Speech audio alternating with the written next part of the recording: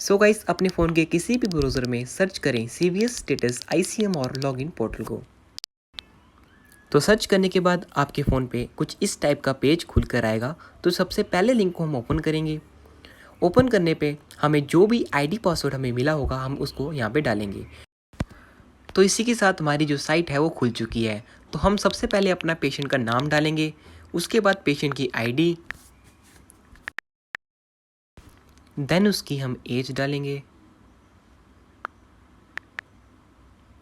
Then उसका gender, उसका contact number, आधार number हमने नहीं सिलेक्ट करना, नेशनलिटी हमारी इंडियन आ गई, स्टेट हमारी जम्मू एंड कश्मीर आ गई। उसके बाद डिस्ट्रिक्ट ऑफ रेजिडेंस में हमारा रजौरी आ गया। उसके बाद हमारा पेशेंट एड्रेस आ गया। पेशेंट का पिन कोड हम नहीं डालेंगे, इसको हम यहाँ से क्लोज करेंगे। उसके बाद हमारा पेशेंट लोकेशन और एरिया में रूरल। उसके बाद हम उसका फादर नेम डालेंगे। पेशेंट ऑक्यूपेशन में अदर्स आएगा हमारा, और ओके से तो आप यस, देन इसमें हम नोट लिखेंगे। उसके बाद मोबाइल नंबर बिलोंग्स टू, हम इसमें पेशेंट या रिलेटिव कुछ भी सिलेक्ट कर सकते हैं। उसका कैटेगरी 8 आएगी सब पे।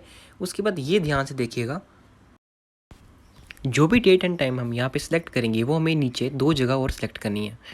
तो हमें यहाँ पे अपनी डेट सेलेक्ट करनी है 15th of May. Left arrow को क्लिक करने के बाद हम करेंगे सिलेक्ट 15 को। उसके बाद हम टाइम सेलेक्ट करेंगे इस पेशेंट का।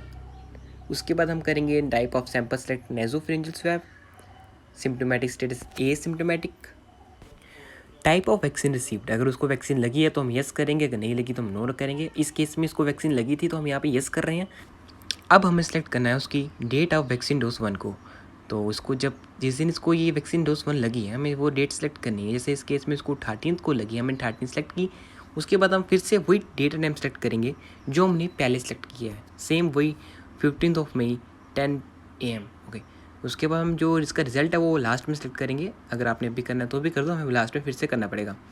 उसके बाद हमें इसका मोड ऑफ ट्रांसपोर्ट यूज़ करना है, जो भी इसने यूज़ किया होगा हमें अपने से करना है। कार या स्कूटी कुछ बाइक आप कर सकते हैं। उसके बाद सेम वही डेट एंड टाइम सेलेक्ट करनी है हमें जो हमने पहले की थी। देन अगेन हमें यहाँ पे सैम्पल आईडी सेलेक्ट करनी है जो हमने ऊपर सेलेक्ट की थी। उसके बाद हमें यहाँ पे इस पेशेंट हॉस्पिटलाइज को नो करना है। देन हमें सेलेक्ट करना है इसका सेकंड डोज का स्टेटस। अगर इसको सेकंड डोज लगी है तो हमें यस भरना है, नहीं तो हमें नो भरना है। इस केस पे इसको सेकंड डोज नहीं लगी थी तो हमने यहाँ पे इसका नो किया। उसके बाद हमने इसकी टेस्टिंग किट यूज करनी है जो कि है अल्पाइन कोविड-19 एंटीजन रैपिड टेस्ट किट को। अब हमें इसे सबमिट करना है। सबमिट करने के बाद अगर हमने कुछ भी चीज़ को मिस किया होगा तो हमें ये बता देगा। लाइक सबमिट किया, ओके, मैंने यहाँ पे कुछ छोड़ा है, हाँ मैंने टेस्टिंग रिजल्ट नहीं भरा इसका, ओके, इसको मैं भरता हूँ। नेगेटिव इसका है तो मैंने इसका नेगेटिव सेलेक्ट किया, okay, I will now submit it.